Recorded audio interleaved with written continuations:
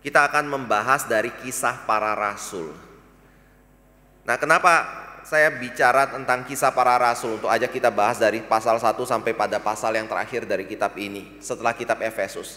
Karena kita melihat bahwa Efesus itu adalah satu kitab yang berbicara tentang gereja. Dari mana asal mula gereja dan apa yang membuat gereja itu bisa ada di dalam dunia ini. Lalu sebagai gereja Tuhan, apa yang mencirikan gereja itu disebut sebagai gereja. Dan gereja itu siapa? Bukan bangunannya, bukan tempatnya, tetapi setiap pribadi orang yang percaya kepada Yesus Kristus, dia adalah gereja. Dan sebagai gereja Tuhan itu atau sebagai tubuh Kristus, bagaimana dia bisa hidup dan berkemenangan menghadapi pencobaan dan juga tipu muslihat dari iblis di dalam dunia ini. Semua itu dibahas di dalam surat Efesus. Tetapi setelah kita mengetahui tentang keberadaan kita, asal usulnya dari mana, kenapa kita bisa ada di dalam dunia ini, itu semua adalah karena kehendak Tuhan dalam hidup kita. Bagaimana kita bisa menjalani suatu kehidupan yang suci dan kudus dan berkemenangan di dalam dunia ini. Pertanyaan berikutnya adalah untuk apa? Yaitu satu sisi pasti untuk memuliakan nama Tuhan, tetapi di sisi lain juga adalah untuk menjadi saksi Kristus di dalam dunia ini. Dan itu berbicara tentang perkembangan dari gereja Tuhan. Nah, itu sebabnya hal berikutnya yang saya mau ajak kita untuk melihat adalah dari kisah para rasul. Karena kisah para rasul ini adalah satu kitab yang berbicara berkenaan dengan perkembangan dari gereja mula-mula yang ada di dalam Yerusalem sampai ke Roma ujung bumi saat itu, dan bahkan melampaui Roma dan sampai pada zaman kita saat ini, dan bahkan sampai Kristus datang kedua kali. Itu semua dibahas di dalam kisah para rasulnya. Itu secara garis besar saya bicara seperti itu. Tapi sebelum kita masuk, kita berdoa terlebih dahulu, minta Tuhan boleh memimpin waktu berikut ini. Kami kembali berdoa, mohon kiranya Engkau boleh berkati pagi ini kembali, pakai hamba-Mu di dalam menyatakan kebenaran firman-Mu. Berkati anak-anak-Mu yang hadir pagi ini untuk dikaruniakan kelembutan hati untuk melihat kepada kebenaran-kebenaran yang boleh disampaikan dan diperdengarkan pada pagi ini dari mimbar-Mu. Kami mohon kiranya Roh Kudus-Mu boleh bekerja di dalam hati setiap kami dan pikiran setiap kami untuk mencelikan dan mengaruniakan kebenaran, kelembutan hati dan penundukan diri di bawah kebenaran Tuhan. Dalam nama Tuhan Yesus, itu Tuhan dan Juru Selamat kami yang hidup, kami telah berdoa. Amin. Hari ini kita akan bahas sedikit introduksi berkenaan dengan kitab Kisah Para Rasul, dan saya mengajak kita membuka dari Kisah Para Rasul pasal yang pertama. Kita akan baca sampai ayat yang keempat atau kelima, tetapi kita tidak akan bahas keseluruhan dari perikop ini ya. Kita akan melihat kepada ayat yang pertama dan ayat yang kedua. Kisah Para Rasul pasal yang pertama. Roh Kudus dijanjikan. Hai Theophilus, dalam bukuku yang pertama aku menulis tentang segala sesuatu yang dikerjakan dan diajarkan Yesus sampai pada hari Ia terangkat. Sebelum itu Ia telah memberi perintahnya oleh Roh Kudus kepada rasul-rasul yang dipilihnya. Kepada mereka Ia menunjukkan dirinya setelah penderitaannya selesai, dan dengan banyak tanda Ia membuktikan bahwa Ia hidup. Sebab selama 40 hari Ia berulang-ulang menampakkan diri dan berbicara kepada mereka tentang kerajaan Allah.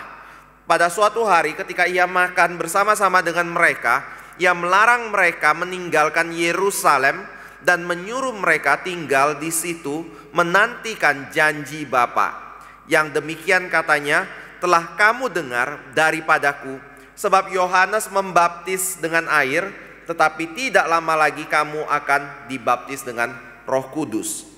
Bapak Ibu Saudara yang kasih Tuhan, pada waktu kita bicara tentang kitab Kisah Para Rasul, maka biasanya hal pertama yang ditanya adalah siapa yang menjadi penulis daripada kitab ini dan ditujukan kepada siapa. Kalau saudara perhatikan dari pasal pertama ayat yang pertama, di sini tidak dikatakan siapa yang menulisnya, yang dikatakan hanya dalam bukuku yang pertama aku menuliskan tentang segala sesuatu yang dikerjakan dan diajarkan oleh Yesus. Maka kita mengetahui bahwa ya kita belajar tentang biblical dan sejarah daripada kitab. Kita mengetahui bahwa yang menulis itu, yang dimaksud ku di situ adalah Lukas. Dan Lukas ini adalah orang yang sama yang menulis Injil Lukas di dalam keempat Injil, Matius, Markus, Lukas dan Yohanes itu. Dan kalau kita tanya lagi siapa Lukas itu, maka memang secara sejarah kita tidak terlalu tahu siapa dia. Tetapi dari Kolose pasal 4 ayat 14 kita ketahui paling tidak dia adalah seorang yang disebut dengan tabib. Atau istilah lainnya adalah dia adalah seorang dokter yang kemudian percaya kepada Kristus. Dan setelah dia percaya kepada Kristus, kita bisa lihat di dalam Kisah Para Rasul dan juga dari surat Paulus, kita mengetahui kalau dia adalah seorang dokter yang selalu mendampingi Paulus di dalam pekerjaan pengabaran Injilnya. Ada yang berkata bahwa Lukas itu adalah dokter pribadi dari Rasul Paulus yang menyertai dia kemanapun dia pergi untuk memberitakan Injil. Tapi saudara, ada satu hal yang menarik. Ternyata dokter Lukas ini bukan hanya sebagai dokter pribadi Paulus dan bukan seorang dokter saja yang mengobati orang, tetapi dia adalah seorang yang sangat menyukai sejarah dan dia bisa dikatakan sebagai seorang sejarawan. Dan saudara bisa lihat itu di dalam tulisan-tulisan yang dia tuliskan, yaitu dari Injil Lukas dan Injil atau dari Kisah Para Rasul. Saudara bisa menemukan ternyata ketika dia membukukan kedua kitab ini, dia adalah seorang yang begitu teliti sekali di dalam mempelajari asal mula daripada berita Injil sampai kepada pengembangan daripada berita Injil itu. Makanya kalau saudara baca misalnya di dalam Injil Lukas pasal yang pertama ya. Lukas pasal yang pertama, ayat yang pertama dikatakan, Theophilus yang mulia, banyak orang telah berusaha menyusun suatu berita tentang peristiwa-peristiwa yang telah terjadi di antara kita, seperti yang disampaikan kepada kita oleh mereka yang dari semula adalah saksi mata dan pelayan firman. Karena itu setelah aku menyelidiki segala peristiwa itu dengan seksama dari asal mulanya, aku mengambil keputusan untuk membukukannya dengan teratur bagimu, supaya engkau dapat mengetahui bahwa segala sesuatu yang diajarkan kepadamu sungguh benar. Jadi Lukas adalah seorang yang bukan sekedar menerima satu berita tentang Kristus dalam hidup dia lalu percaya kepada berita itu, tetapi dia juga adalah seorang yang betul-betul mencari tahu kebenaran dari berita yang dia terima itu. Dan bersyukurnya adalah pada waktu Lukas hidup, Rasul Paulus hidup, saksi mata tentang kelahiran Kristus itu sebagian besar masih hidup pada zaman itu. Sehingga Lukas punya satu referensi yang sangat banyak sekali untuk meng-cross check apakah berita yang dia terima tentang Kristus itu adalah sesuatu yang benar atau tidak. Dan setelah dia meneliti semua itu, dia terpanggil untuk menuliskannya ke dalam dua kitab, yaitu Injil Lukas dan kitab Kisah Para Rasul. Dan untuk apa? Untuk membuktikan kalau apa yang dia dengar, berita tentang Kristus, itu adalah sesuatu yang sungguh-sungguh benar. Dan tentunya bukan untuk diri dia saja, tetapi juga untuk Theophilus. Theophilus itu siapa? Ada banyak penafsiran atau pendapat berkenaan tentang dia. Ada yang mengatakan dia adalah orang yang dikasihi oleh Tuhan, itu orang-orang Kristen. Ada yang berkata itu hanya sebagai satu sebutan saja. Tetapi juga ada yang berkata Theophilus itu adalah seorang mungkin perwira dari Roma yang kemudian percaya kepada Kristus. Tetapi ketika dia percaya kepada Kristus ada sebuah goncangan atau serangan terhadap imannya. yang membuat dia mengalami satu keraguan apakah dia tetap perlu beriman kepada Kristus atau tidak. Dan serangan itu dalam bentuk apa kalau kita tanya? Ada yang mengatakan itu dalam bentuk yang mempertanyakan bahwa Injil Kristus adalah sesuatu yang tidak benar, atau mempertanyakan kebenaran Injil Kristus dengan menyatakan bahwa Injil Kristus itu adalah sebuah mitos, sebuah khayalan, sebuah dongeng yang dikabarkan kepada engkau, seperti halnya mungkin dongeng-dongeng dari dewa-dewa Yunani. Dewa menjadi manusia itu bukan sesuatu yang baru bagi orang-orang Yunani, karena di dalam budaya Yunani mereka percaya ada dewa-dewa yang bersetubuh dengan manusia lalu melahirkan anak. Lalu Yesus itu siapa? Anak Allah. Oh, kalau dia adalah anak Allah, bukankah itu seperti demigods, di mana dewa bersetubuh dengan manusia lalu melahirkan anak-anak dewa? Jadi apa yang menjadi dasar imanmu? Kamu percaya kepada Kristus, bukankah itu adalah sebuah misalnya evolusi daripada agama orang-orang dahulu sampai kepada zaman di mana Yesus Kristus diberitakan? Saudara, apakah berita tentang Kristus itu adalah sebuah mitos? Apakah berita tentang Injil Kristus itu adalah sebuah berita yang menjadi karangan dari atau dongeng yang diciptakan oleh manusia? Nah, ini yang menjadi dasar Lukas menuliskan kitab Injil Lukas dan juga kisah para rasul, supaya Theophilus ini ketika membacanya dia sungguh-sungguh mengerti bahwa berita yang dia terima tentang Kristus, iman yang dia miliki di dalam Kristus itu bukan dongeng, tetapi itu adalah fakta sejarah yang sungguh-sungguh terjadi di dalam dunia ini.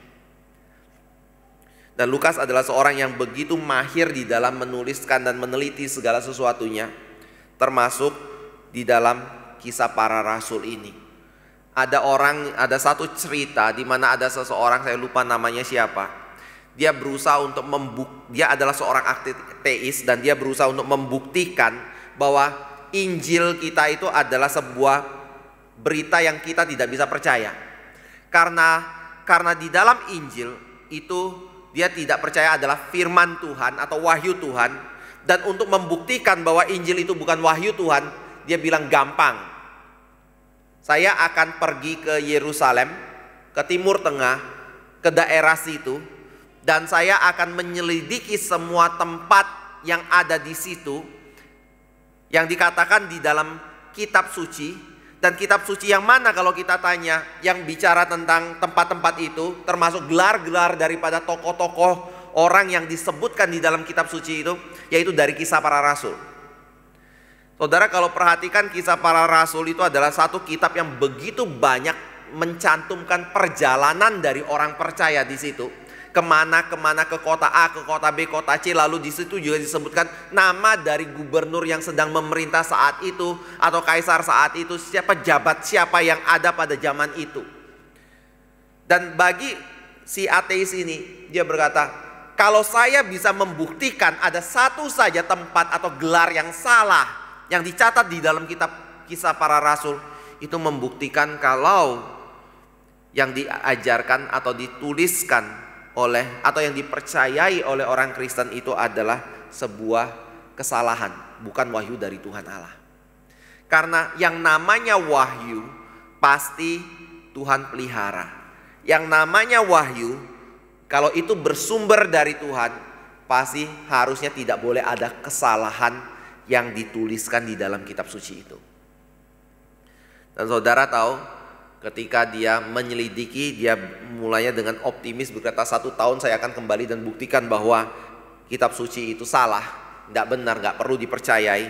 Ternyata 1 tahun gak cukup, 2 tahun dia menyelidiki, 2 tahun juga kelihatannya masih tidak bisa membuktikan kebenaran dari apa yang dia percayai. Bahkan ketika dia kembali, dia menjadi orang Kristen. Karena dia tidak menemukan ada satu kesalahan pun di dalam kitab suci. Dan dia menemukan justru apa yang dicatat di dalam kisah rasul itu membuktikan bahwa semua berita itu adalah sebuah kebenaran yang bisa dipertanggungjawabkan dan bisa dipercayai sebagai kebenaran yang sah. Jadi kenapa Lukas menulis dari Injil Lukas dan Kisah Para Rasul? Sebabnya karena Lukas ingin membuktikan kalau apa yang diberitakan tentang Kristus itu bukan sesuatu mitos, bukan suatu dongeng, tetapi apa yang diberitakan itu adalah sungguh-sungguh kebenaran yang bisa dibuktikan ada di dalam sejarah ini. Dan bahkan bukan hanya bisa dibuktikan dalam sejarah ini, tapi saksi mata yang terlibat di dalam kelahiran Kristus dan juga Injil Kristus itu dikabarkan masih hidup. Dan kita bisa cross check terhadap mereka, terhadap Maria, mungkin terhadap yang lainnya, bahwa apakah Yesus itu sungguh-sungguh lahir, dan apakah Yesus Kristus itu sungguh-sungguh adalah Tuhan dan dia adalah manusia yang sejati.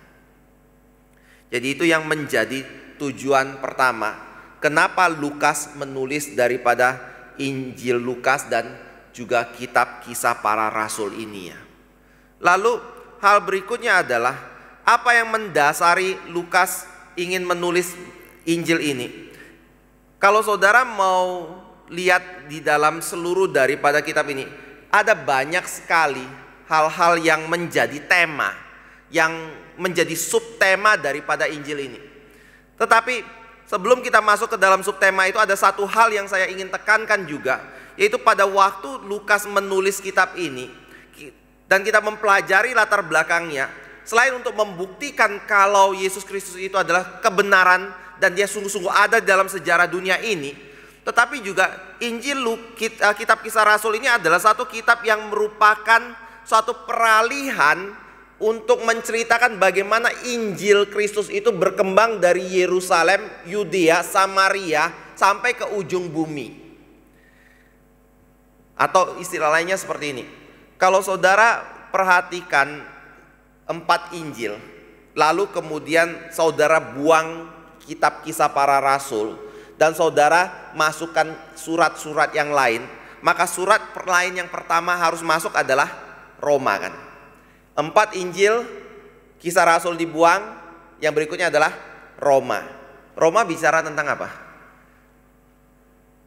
Pengajaran doktrinal dari Rasul Paulus kepada orang-orang Kristen yang ada di Roma. Dan saudara, Injil bicara tentang apa? Tentang kelahiran Kristus dan kehidupan pelayanan Kristus yang ada di Yerusalem, Yudea, Samaria, Galilea. Dan ditujukan kepada siapa? Kepada orang-orang Yahudi asli, keturunan dari Daud. Dan coba bayang kalau kitab Kisah Rasul tidak ada, yang akan terjadi adalah kita akan bertanya, kok bisa ya yang namanya Injil Yesus Kristus itu yang diperuntukkan bagi orang Yahudi, yang rasul-rasulnya adalah semua orang Yahudi, sekarang bisa ada di orang Roma yang bukan orang Yahudi, tetapi adalah orang-orang non-Yahudi. Jembatannya apa? Ceritanya bagaimana? Semua itu kita nggak akan miliki kalau kitab Kisah Rasul tidak ada di dalam kitab suci. Jadi maksudnya bagaimana? Maksud saya adalah pada waktu kita membaca kitab Kisah Para Rasul, hal kedua adalah kita harus mengerti tujuan kitab Kisah Rasul itu diberikan adalah untuk memberitahu kita bagaimana Injil itu, benih Injil yang hanya diberitakan kepada 12 orang itu bisa berkembang sampai seluruh dunia. Dan diberitahukan bagaimana Injil itu yang semula diperuntukkan bagi orang Yahudi, yang kita kalau baca di dalam kitab 4 Injil, kita menemukan Yesus Kristus berkata kepada seorang perempuan atau orang-orang yang bukan Yahudi, bahwa Injil itu diperuntukkan bagi anak-anak Abraham, bukan bagi orang luar atau bukan orang keturunan non-Yahudi atau non-Abraham, itu bisa sampai kepada mereka. Jadi pada waktu kita membaca kitab Kisah Para Rasul, kita mendapatkan bahwa ternyata rencana Tuhan untuk Injilnya itu atau kehidupan Kristen bukan hanya kepada orang Yahudi, tetapi justru Tuhan memulai dari orang Yahudi Dan melalui mereka Injil itu harus disebarkan bukan hanya kepada orang Yahudi, tetapi juga kepada orang-orang non-Yahudi. Dan sebabnya karena apa? Di dalam Matius pasal 21, di situ ada kalimat di dalam perumpamaan tentang penggarap kebun anggur, bahwa kerajaan Allah, benih yang ditaburkan itu, karena sudah ditolak oleh orang-orang Yahudi, maka kemudian akan disebarkan dan diberikan kepada kelompok lain yang bukan orang Yahudi, tetapi yang akan menyatakan buah daripada berita Injil itu. Dan kitab Kisah Para Rasul itu membuktikan penggenapan dari perkataan Yesus Kristus ini, bahwa Injil tidak berhenti bagi orang Yahudi, tetapi Injil itu kemudian progres dan berkembang kepada orang Yahudi campuran, lalu kemudian kepada orang bukan Yahudi, dan bahkan sekarang mayoritas bukan orang Yahudi. Itu semua ada di dalam kitab Kisah Para Rasul. Artinya kitab Kisah Rasul itu adalah sebuah kitab yang berbicara mengenai masa peralihan dari 4 Injil, dari Injil yang diberitakan kepada orang Yahudi kepada bukan Yahudi. Dan ini menjadi hal yang penting ya. Kita kalau bicara tentang sebuah kitab, kita mempelajari sebuah kitab, kita harus tahu latar belakangnya apa, dan tujuan dari kitab itu diberitakan untuk apa. Karena tanpa kita mengerti latar belakangnya, siapa yang menjadi pendengar dari kitab itu, kenapa penulisnya menuliskan kitab itu, masa zaman itu apa, maka kita tidak mungkin bisa mengerti sepenuhnya kebenaran daripada kitab itu, atau kebenaran dari firman yang dinyatakan oleh kitab itu. Ambil contoh kayak gini. Di dalam zaman kita sekarang ada orang-orang Kristen yang tetap percaya kalau yang namanya nabi Tuhan atau rasul Tuhan adalah suatu jabatan yang tetap ada sampai hari ini. Dan yang namanya Allah, kalau kita percaya Yesus Kristus adalah Tuhan dan Yesus Kristus itu adalah Allah yang tidak berubah, maka itu berarti bahwa nubuat-nubuat, kuasa-kuasa mukjizat yang ada pada zaman para rasul dan di dalam kitab para rasul itu juga tetap berlaku sampai pada saat sekarang ini. Sehingga itu sebabnya kita bisa melihat ada pendeta-pendeta yang mengaku mereka punya kuasa supranatural yang bersumber dari Tuhan untuk mengadakan mukjizat kesembuhan. Dan di dalam ibadah mereka menekankan kepada kuasa mukjizat kesembuhan di dalam berita yang mereka sampaikan itu. Sebabnya karena apa? Karena mereka tidak menyadari kalau kitab Kisah Para Rasul itu adalah kitab peralihan. Maksudnya bagaimana? Maksudnya begini. Kalau kitab Kisah Para Rasul itu adalah kitab peralihan. Peralihan dari apa? Peralihan dari zaman Yesus ada di dalam dunia ini kepada zaman para rasul dan ke dalam zaman pasca dari para rasul. Dan para rasul ini adalah zaman yang menengahi zaman Yesus dan zaman pasca dari para rasul itu. Maka para rasul yang ada di dalam zaman itu pasca daripada Yesus Kristus itu adalah orang-orang yang harus membutuhkan konfirmasi kalau keotentikan dari berita yang mereka kabarkan, bahwa mereka adalah utusan dari Yesus Kristus, bahwa Yesus Kristus itu adalah sungguh-sungguh pribadi yang bangkit dari kematian dan sekarang ada duduk di sebelah kanan Allah Bapa, dan dia adalah pribadi yang memberi kuasa kepada para rasul untuk memberitakan Injil tentang keselamatan yang ada di dalam Yesus Kristus. Dan untuk bisa memberitakan Injil dan ada keotentikan kuasa kalau mereka adalah utusan Kristus, dasarnya apa? Kalau di dalam zaman kita ada perjanjian baru dan perjanjian lama. Perjanjian baru menggenapi apa yang ditulis di dalam perjanjian lama. Tetapi di dalam zaman para rasul perjanjian baru nggak ada. Yang ada hanya perjanjian lama. Dan ketika kita baca perjanjian lama, saya sudah bahas di dalam khotbah Natal, orang-orang yang paling pintar sekalipun, yaitu para imam, para ahli Taurat, orang Farisi yang sudah studi tinggi, ketika mereka baca mereka menemukan hal-hal yang sulit dipahami dan hal-hal yang sepertinya saling bertentangan satu dengan yang lain di dalam perjanjian lama. khususnya berbicara tentang Mesias. Nah, kalau mereka sendiri bingung bagaimana mengetahui bahwa Yesus Kristus itu adalah Mesias. Kalau mereka sendiri menolak Yesus Kristus adalah Mesias dan mereka sendiri yang menyalibkan Yesus Kristus yang adalah Mesias, bagaimana penerus dari Yesus Kristus bisa membuktikan kalau Yesus Kristus tidak mati di tangan mereka tapi dia bangkit dari kematian dan dia sungguh-sungguh adalah Mesias itu? Caranya adalah dengan menyertakan para rasul itu dengan kuasa yang seperti kuasa yang dimiliki oleh Kristus di dalam pelayanan yang dilakukan. Jika Yesus Kristus bisa melakukan mukjizat untuk menyembuhkan orang sakit, membangkitkan orang mati, maka para rasul yang melayani juga diberi kuasa untuk menyembuhkan orang sakit, mengusir setan, dan membangkitkan orang yang mati. Nah, itu dicatat di dalam kitab Ibrani.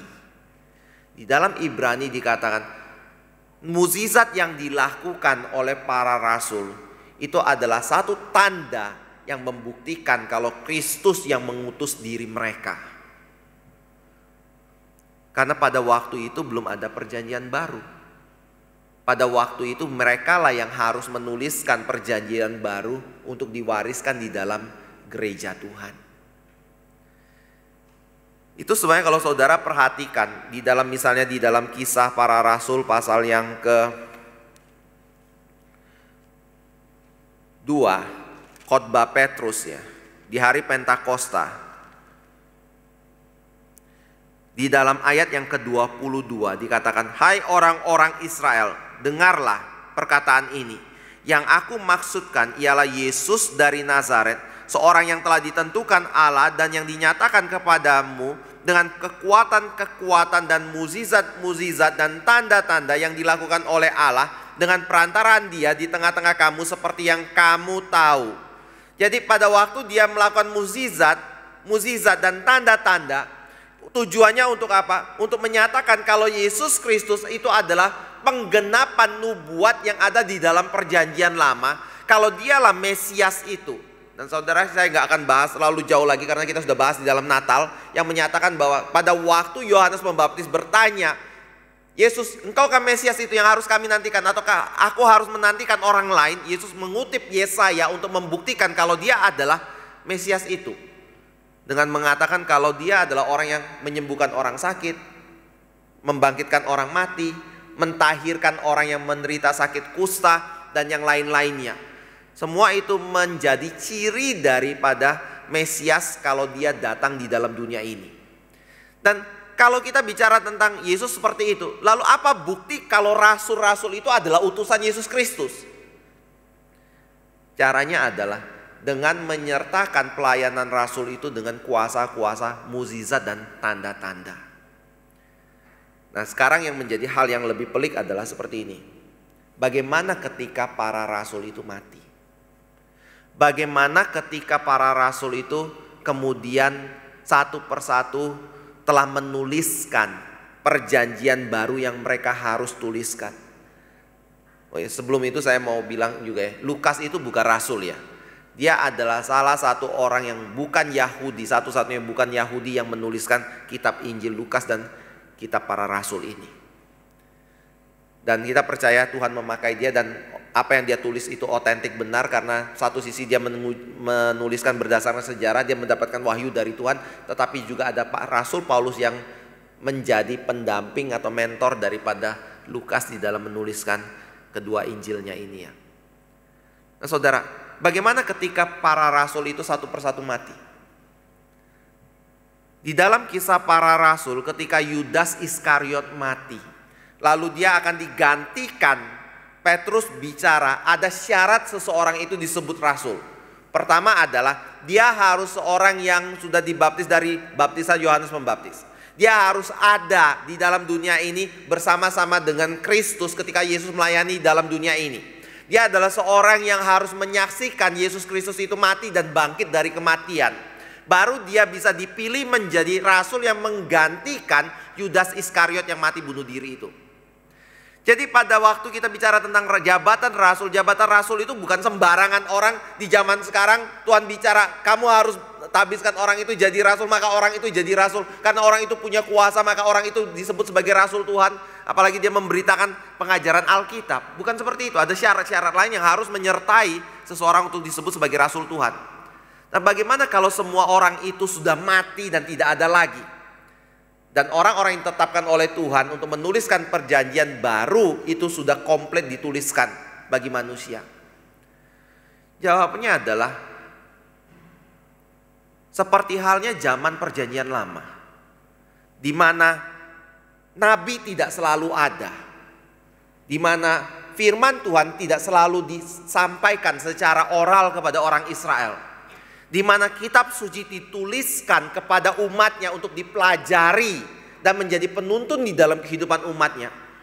Begitu juga zaman sekarang, ketika kitab perjanjian baru sudah selesai dituliskan semua, maka kita harusnya mendasarkan pengajaran dan iman kita kepada apa yang dicatat di dalam kitab suci ini. Bukan berdasarkan orang yang datang dan berbicara atas nama Tuhan kepada diri kita. Kenapa begitu ya? Saudara, sebabnya simpel saja. Saudara tahu dari mana kalau dia diutus oleh Tuhan?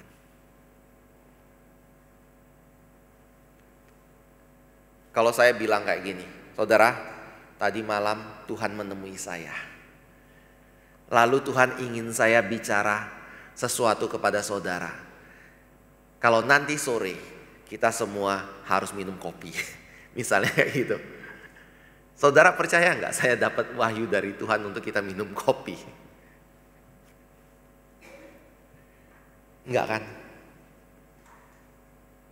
Kok nggak percaya? Karena kalimat saya nggak bisa diuji kebenarannya.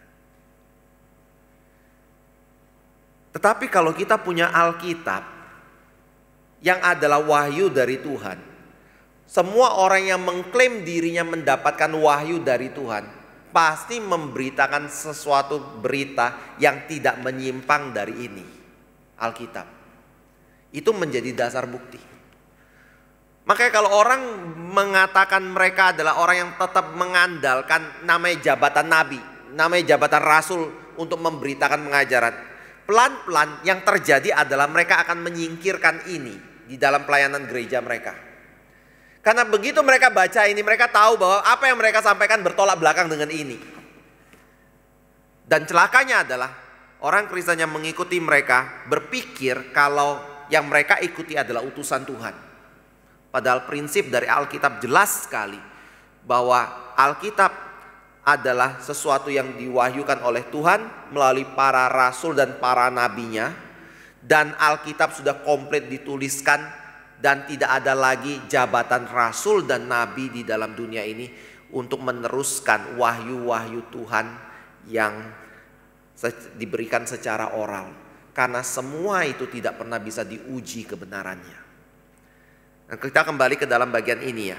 Kitab Kisah Rasul itu adalah sebuah kitab yang ditulis sebagai suatu peralihan dari Injil atau zaman Yesus Kristus ada dalam dunia ini menuju kepada zaman gereja atau surat-surat yang lain yang ada setelah daripada kisah para rasul ini. Dan kalau itu adalah sebuah kitab peralihan, maka keberadaan dari para rasul dengan segala kuasa mukjizat yang mereka miliki dan mereka lakukan itu adalah sebuah kuasa yang ada di dalam zaman peralihan. Pasca dari zaman itu, maka pelayanan yang dilakukan oleh gereja Tuhan itu adalah pelayanan yang biasa. Pemberitaan firman, pemberitaan Injil melalui studi yang dilakukan oleh hamba Tuhan terhadap Alkitab. Maka saudara boleh baca di dalam kitab Roma misalnya.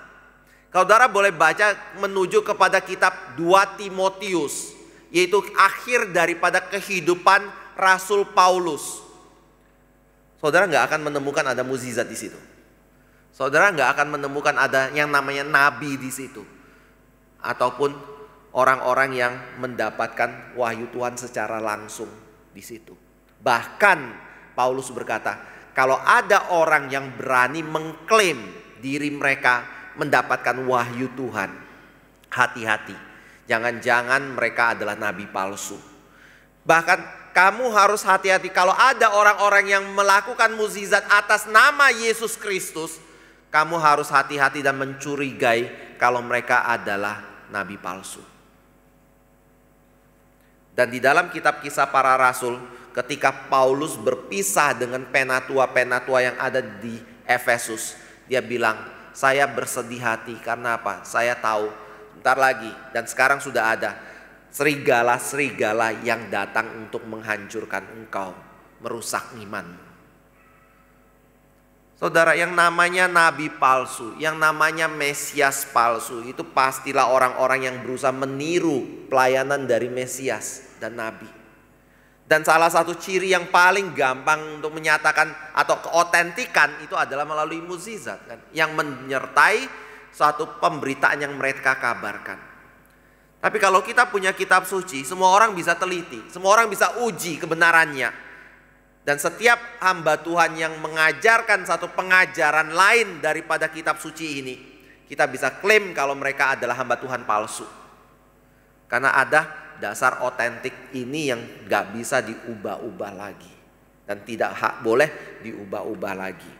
Itu sebabnya Paulus di dalam Galatia berkata, barang siapa memberitakan Injil yang lain dari yang aku beritakan kepada kamu, terkutuklah dia. Biarlah dia dilempar ke dalam api neraka, anatema istilah terkutuk itu. Dan bahkan kalau ada yang bahkan aku sendiri kalau memberitakan berita yang lain, Paulus bilang, daripada Injil yang aku beritakan ini, terkutuklah aku. Saudara, ini adalah sesuatu yang sangat serius sekali ya. Mengerti latar belakang dari peralihan sebuah kitab, yang menjadi peralihan atau latar belakang dari sebuah kitab itu dituliskan, yaitu pada zaman peralihan itu menjadi unsur yang penting untuk kita bisa memahami dan mengerti tulisan-tulisan di dalam kitab suci secara lebih baik lagi. Jadi ini dasar yang kedua ya. Pertama adalah kenapa Lukas menuliskan Injilnya dan juga kitab Kisah Para Rasul. Karena dia ingin membuktikan kepada orang-orang Kristen, khususnya kepada Theophilus itu, kalau apa yang dia dengarkan, imannya bukan iman palsu, imannya adalah iman yang benar, dan berita Injil itu adalah sebuah berita yang benar. Kedua adalah rasul-rasul itu adalah orang-orang yang memang diutus oleh Tuhan untuk memberitakan Injil dengan suatu kuasa yang menyertai mereka yang bersumber dari Yesus Kristus. Lalu ada banyak tema yang lain yang juga mendukung, yaitu misalnya ketika saudara melihat gereja Tuhan yang dibangun di dalam Kisah Para Rasul, itu adalah sebuah pembangunan yang didasarkan kepada otoritas berdaulat dari Yesus Kristus.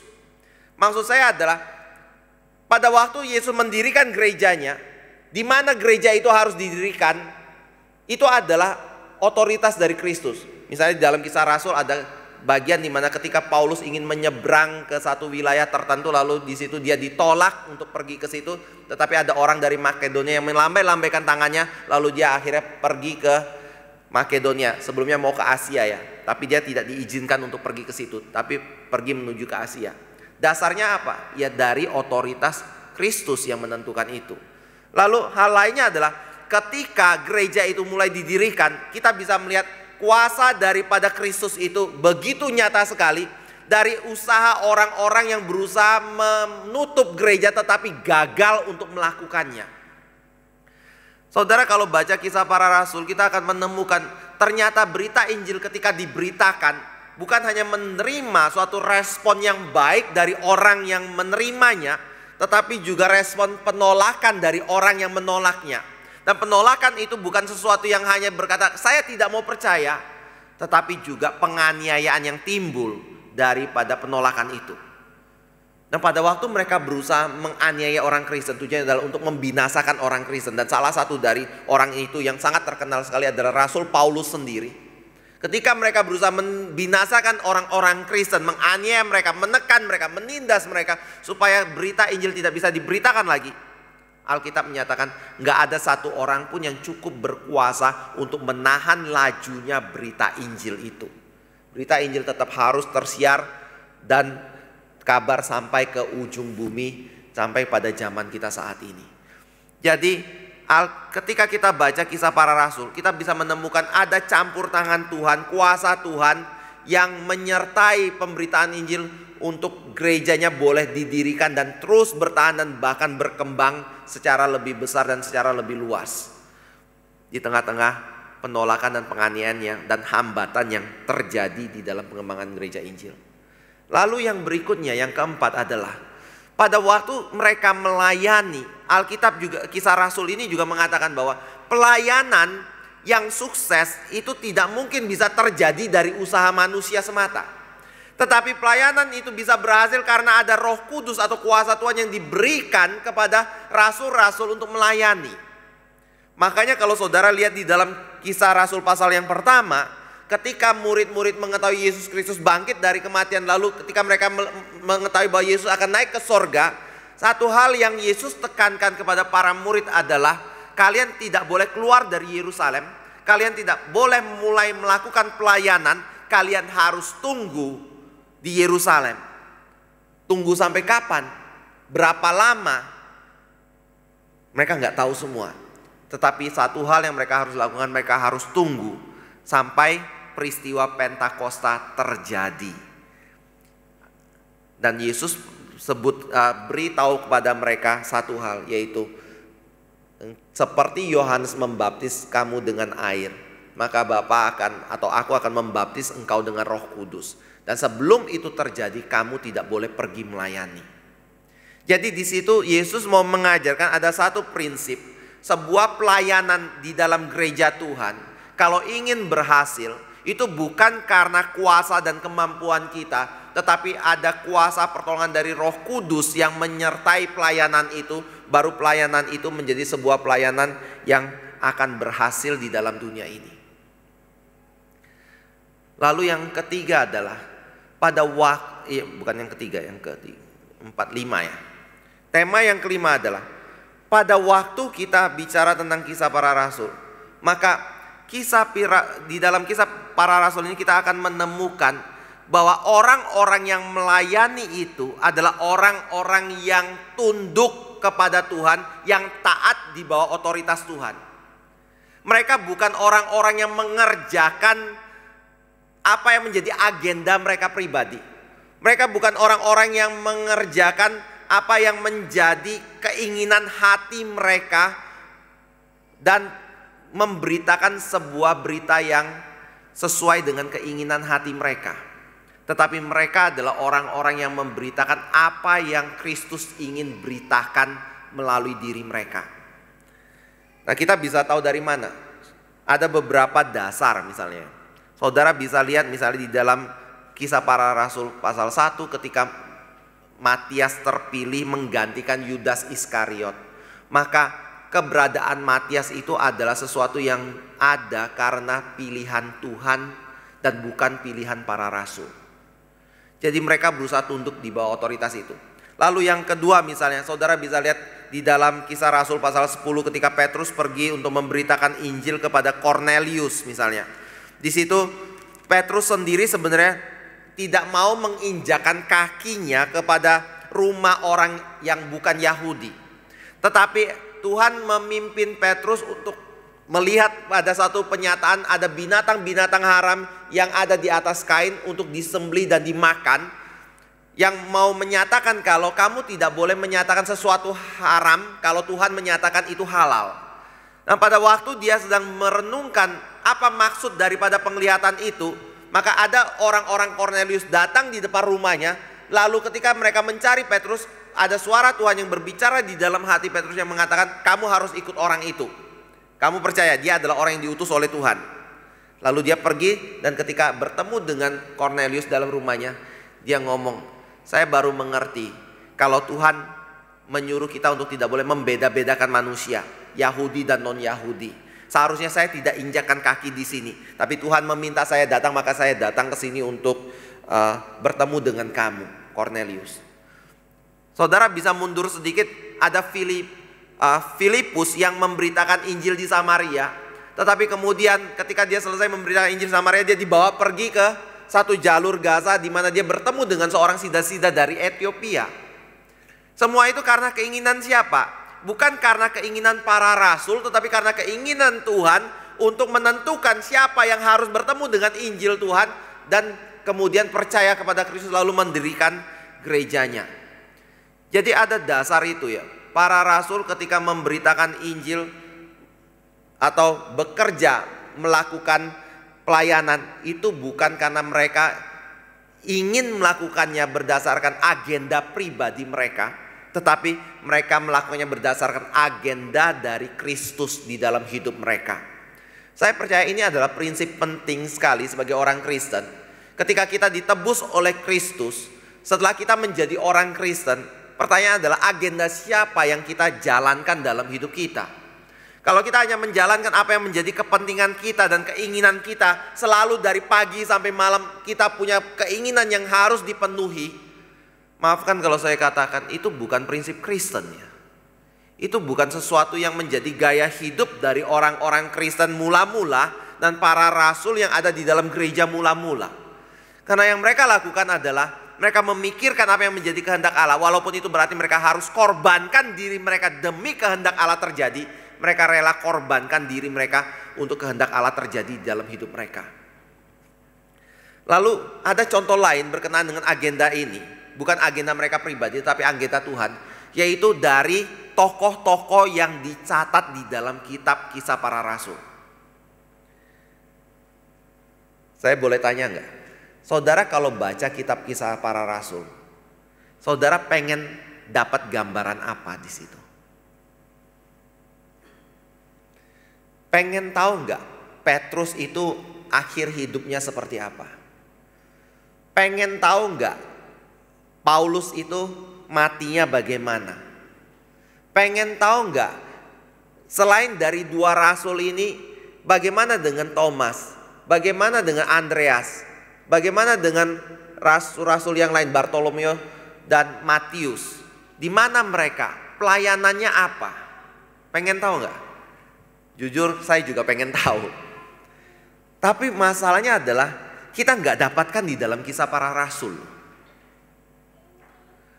Yang kita dapatkan adalah dua pelayanan yang sangat banyak dituliskan, yaitu Petrus dan Paulus. Sedikit bicara tentang Yakobus yang ada di antara tiga inner circle Yesus Kristus, yaitu Petrus, Yakobus dan Yohanes. Dengan ada dua ayat kalau nggak salah yang hanya bicara kalau Yakobus mati oleh pedangnya Herodes, selesai, titik, kayak gitu. Lalu sisanya itu adalah pelayanan dari Rasul Paulus. Ada sedikit khotbah dari Stefanus di situ, tapi yang lain nggak dicantumkan sama sekali. Kemana mereka? Kalau kita ingin tahu pelayanan mereka, kita harus baca sejarah daripada perkembangan gereja dari luar Alkitab. Baru kita bisa tahu. Bagaimana mereka mati? Kita harus baca buku-buku yang mencatat tradisi daripada kematian para rasul itu. Alkitab nggak mencatat kecuali ada orang-orang tertentu saja. Saya mau ngomong apa ya? Saya mau ngomong kayak gini ya. Kalau andai kata kitab para rasul itu diserahkan kepada Lukas untuk menulisnya berdasarkan keinginan dia sendiri, saya pikir dia akan tuliskan hal-hal itu kepada diri kita. Dia akan cantumkan rasul-rasul yang lain untuk kita tahu bagaimana kehidupan mereka. Tetapi yang terjadi adalah Kisah Rasul tidak cantumkan orang-orang itu. Dan bahkan Petrus sendiri semula muncul dari Kisah Para Rasul pasal 1 sampai kepada pasal keberapa? Pasal yang ke-8 bicara Saulus bertobat.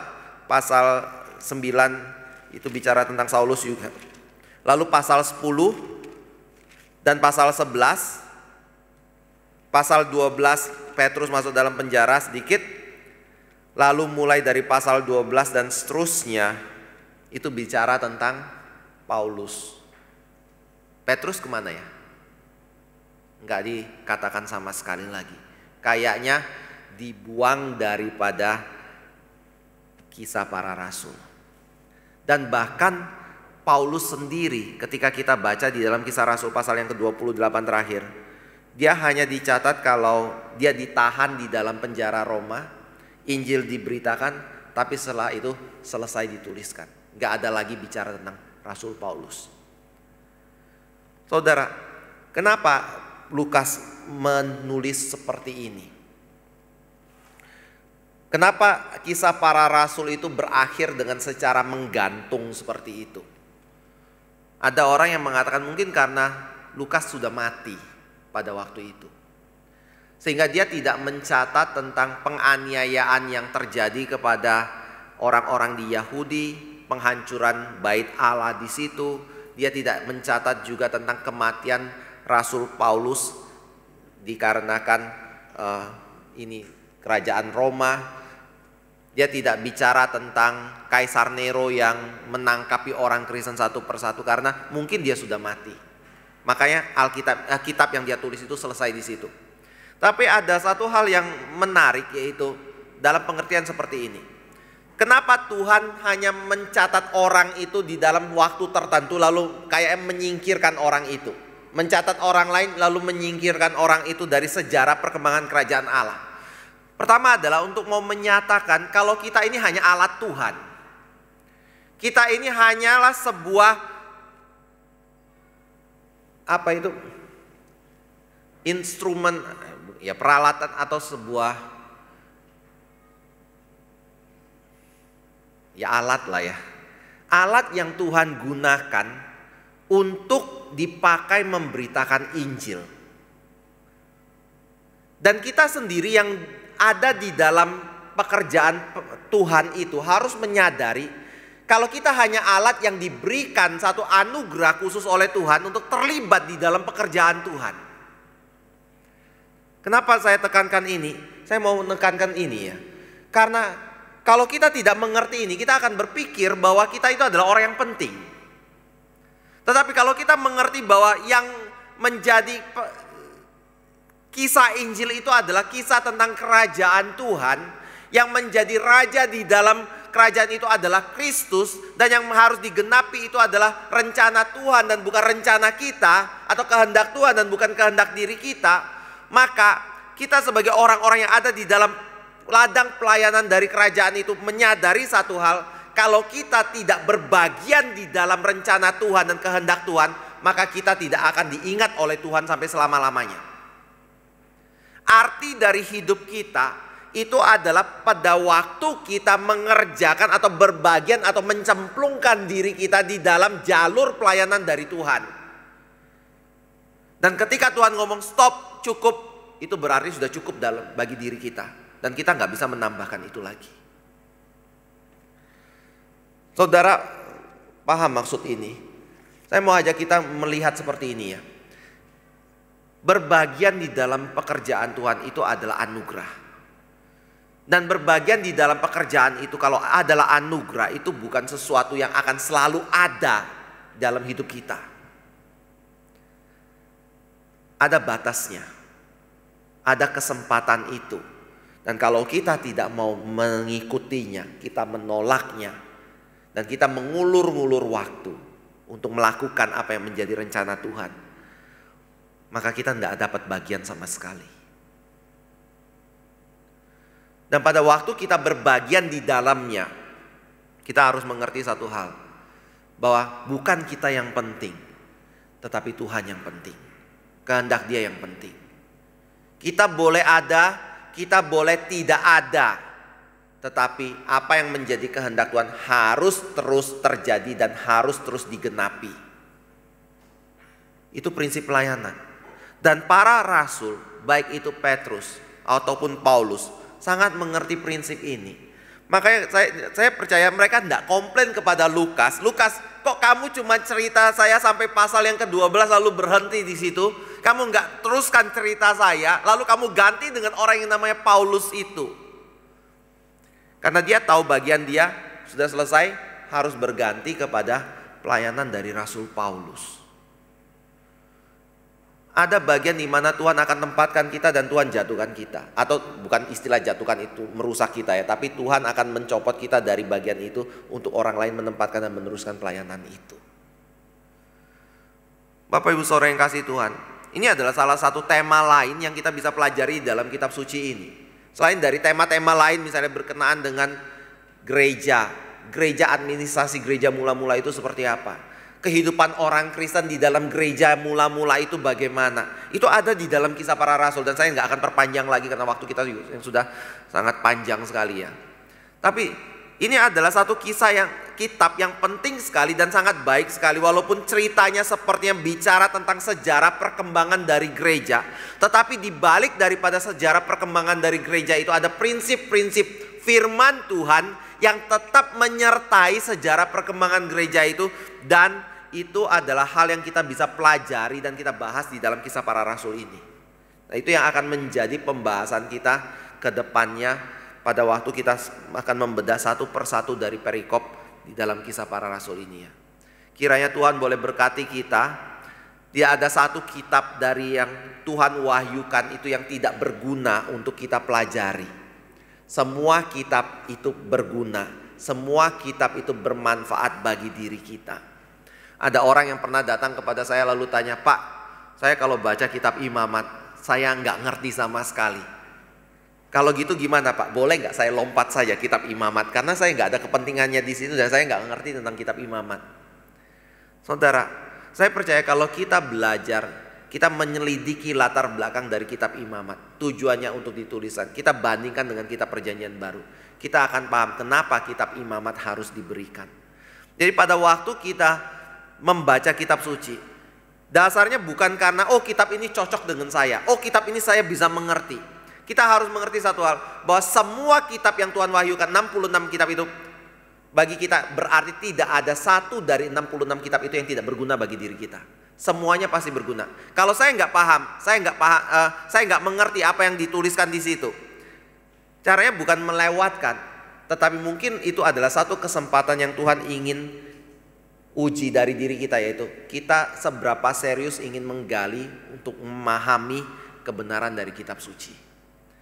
Karena sekali lagi, tidak ada satu kitab pun yang tidak berguna bagi kita. Karena semua itu sudah diwahyukan Tuhan bagi diri kita ya. Mari kita masuk di dalam doa ya. Kami kembali berdoa bersyukur Bapa untuk firman-Mu, untuk latar belakang daripada kitab Kisah Para Rasul. Kami bersyukur untuk wahyu yang boleh Tuhan berikan bagi diri kami. Kami bersyukur untuk kebenaran-kebenaran yang Tuhan boleh bukakan bagi diri kami. Kami bersyukur untuk ada satu penuntun firman-Mu yang boleh Engkau berikan untuk menuntun langkah kaki kami dalam kehidupan tengah-tengah dunia ini. Kami sungguh bersyukur ada wahyu yang boleh membawa kami lebih mengenal Tuhan secara benar. Karena tanpa Engkau membukakan diri, maka kami tidak mungkin dapat mengenal Engkau dan mendekatkan diri kepada Engkau. Karena itu ya Bapa, sekali lagi kami berdoa memohon kiranya Engkau boleh memimpin setiap anak-anak-Mu yang melayani pada hari ini, yang berbakti pada hari ini, yang berbagian di dalam pekerjaan Tuhan pada hari ini, dan seterusnya. Kiranya Engkau boleh menyertai, kiranya Engkau boleh menumbuhkan satu kesadaran akan anugerah dan hak istimewa yang Tuhan berikan di dalam kehidupan kami ketika kami berbagian di dalam pekerjaan-Mu dan kerajaan-Mu tengah-tengah dunia ini. Tolong kami ya Tuhan, bawa kami untuk memiliki satu konsep nilai yang diubahkan sebagai orang Kristen, yang bukan berdasarkan agenda pribadi kami, tetapi kami boleh melihat itu bernilai atau tidak bernilai berdasarkan kebenaran Tuhan dan agenda Tuhan yang Kau nyatakan bagi kami dalam kitab suci-Mu. Sekali lagi kami berdoa bersyukur untuk kasih karunia-Mu ini. Dalam nama Tuhan Yesus kami berdoa. Amin.